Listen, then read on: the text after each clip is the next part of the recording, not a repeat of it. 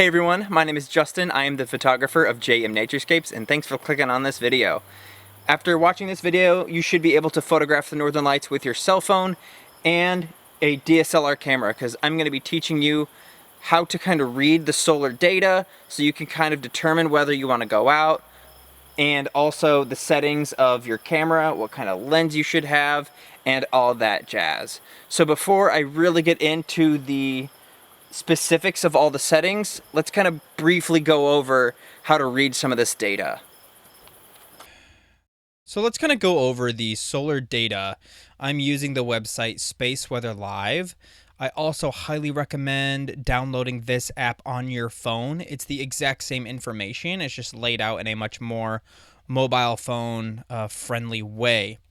So immediately, the first thing we have here, we have the KP index. This is the planetary average of the strength of the storm, you could say. And it is done over a 3-hour basis. As you can see here, we're at a KP3 right now, and this is for 18 to 21 UTC time. And when it comes to actually chasing the northern lights the day of, this is virtually useless. The only thing this little index is really good for is historically ranking storms and finding out really how strong they are. And also when you're looking ahead at trying to make a plan of how strong a storm is forecasted to be. So once you become familiar with this scale and how strong of a storm you need to see in your area, that's kind of when you know you need to chase. When you're up in high latitudes, this is completely irrelevant. You can get some crazy storms with KP 1, 2, 3, but at mid latitudes like Maine, Wisconsin, Washington, Michigan, those northern border states, you really want at least a G1, which is also called a KP5. And anything stronger than that is always going to be awesome too. So next thing, we have the solar wind. This is the speed of essentially the particles, or the quote-unquote solar wind that is coming from the sun. 400 is pretty weak. 300 is even worse. As you can see here with my mouse hovered over it, 400 is normal. More than 400 is elevated. 500 is good. 700 is awesome. 900 is phenomenal. I very rarely see it over or even around 700. Anything over 500 is typically considered good. Density, 10. Anything below 10 is low. 20, moderate. 40, high. Here we go. We just got a little update. And 60 would be super duper high. This is really important here.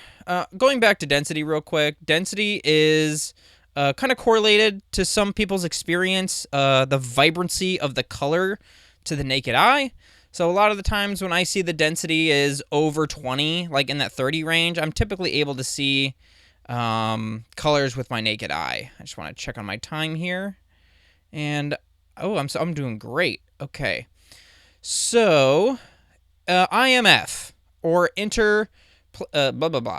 Interplanetary Magnetic Field, or IMF for short. This is the strength of the magnetic field.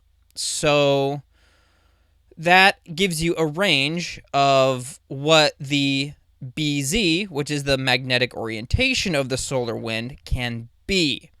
So let's say it can either be a plus 10 or it can be a minus 10. That's essentially what that means. Obviously, the higher the better. 10 is moderately strong, 20 is strong, 30 is even much better. So the higher the IMF, or the BT is what a lot of people call it, the better it's going to be. Or I guess you could say the better it potentially could be, because what you really, really want, especially with those southern states, those mid-latitude states, you want that BZ to be south. When the magnetic orientation of the solar wind is south, it allows the aurora oval to get pushed further south toward mid-latitudes. So you really, really, really want the BZ to be south as much as it can for as long as it can. So now that we're done with BZ, let's kind of go over what the aurora oval is. So the Aurora Oval is a map that shows the estimated position of the Aurora Oval in about 60 minutes from now, based on data from the Discover satellite, which is the satellite that we get this information from. And note that this is a computer model, so use this model as a guide only. So in reality, if you're under the colors, chances are you are possibly under the oval. What I've experienced is, as mid-latitude chasers, when you start to see the colors of orange and red, you really want to get out there and you really want to chase, because chances are you might be able to see it with your naked eye plus your camera. Definitely your camera. And that kind of translates to the hemispheric power as well. As hemispheric power begins to climb, those colors are going to start to pop. You're going to see yellows, oranges, and reds, which also correlates to the colors on here. You'll get yellow, oranges, and reds as well. So when these numbers get up to like 80, 70, 100, it's going to be a fantastic, fantastic show, especially if it gets over 100. So this is a little bit beyond what I use. These are the magnetometers, and I don't use them on Space Weather Live. I use a couple other things on the Space Weather Prediction on NOAA, but other than that, for Space Weather Live, that is pretty much exactly what you need to know. Awesome. So hopefully you're able to kind of understand the solar data, and I was able to keep it simple enough for you to understand. So now let's go into some of the very basic settings inside the camera, so you can kind of follow along here and find these settings in your camera and make sure that they are like this. Alright, so you can kind of see here, you're going to want to make sure that you're always shooting in RAW. And the reason is because if you shoot in RAW, it saves 100% of the data in your shot. And that way, when you go to edit them in a program like Lightroom, you can go ahead and have a complete freedom to do whatever you want. You can turn off image review. This will display your image on the back of your LCD screen. I like to leave it on because normally I just like to preview it real quick, especially if I'm making sure my stars are super sharp. I might preview it just to check. Pretty much for this page, that's just about it. And then for this one, I'm just leaving it on auto white balance because I just change it if I need to later while editing. Some people like to keep it consistent by picking a color temperature that they like, or by using Kelvin. For general night photography, I like around 4,000. Sometimes I like it a little warmer, sometimes I like it a little cooler, maybe 4,200 or 3,800.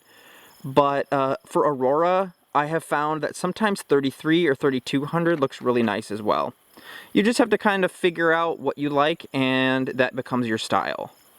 So next we're going to go with picture style. I have mine on standard. Long exposure noise reduction. This is a really important one. I particularly recommend have this one turning off because this just ends up wasting a lot of time in the field.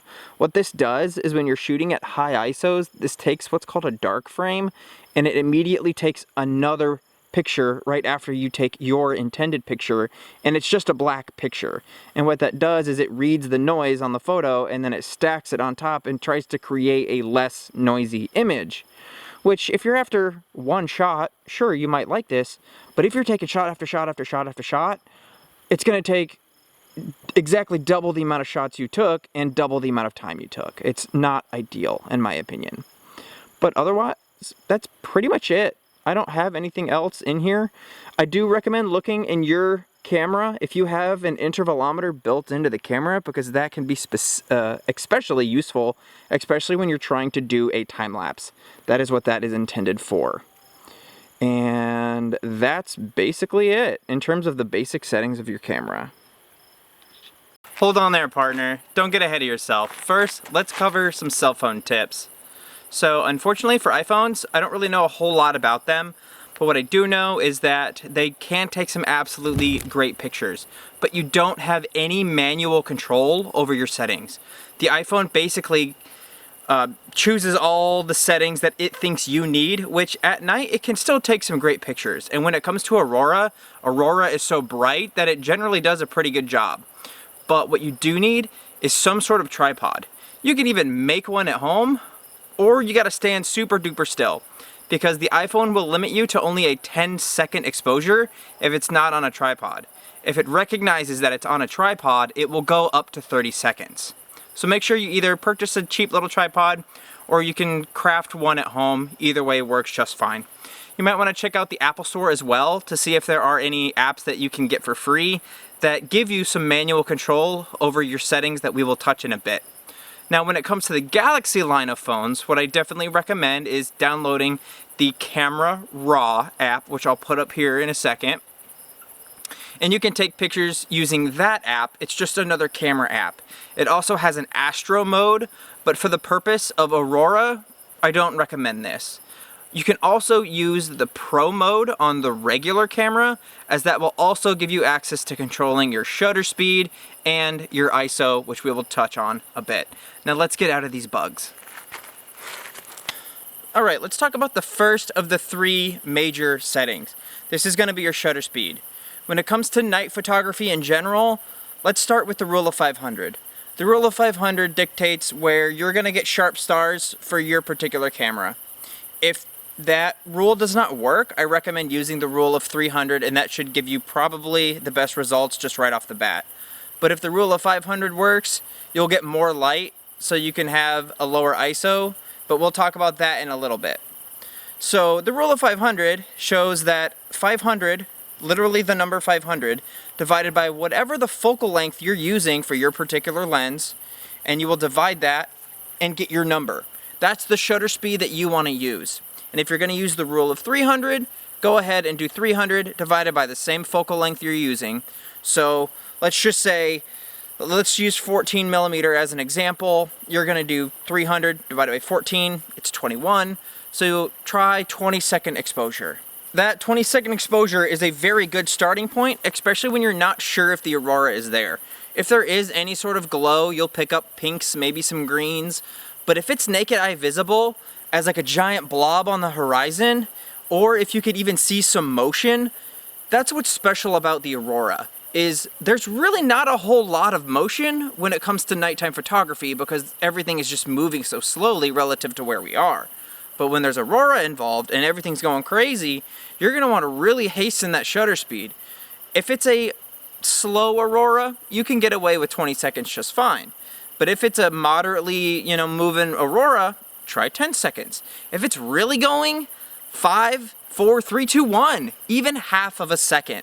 If it's really going crazy, if you're up in the polar regions and it's just going ham overhead, I challenge you to use half a second. Your pillars and all the motion will freeze sharp and it'll look incredible in your photo. Alright, let's talk about the next important setting. So let's talk about aperture. Aperture controls two things. It controls your depth of field, which is how much of your entire image is in focus from front to back, and how much light can enter or gather into your lens. And the light is controlled by things inside the lens called aperture blades. And that is what opens up really wide to let in a lot of light, or it'll close down to where it does not hardly let in any light. And what you want specifically for night photography is a lens that is notated as f2.8 or lower.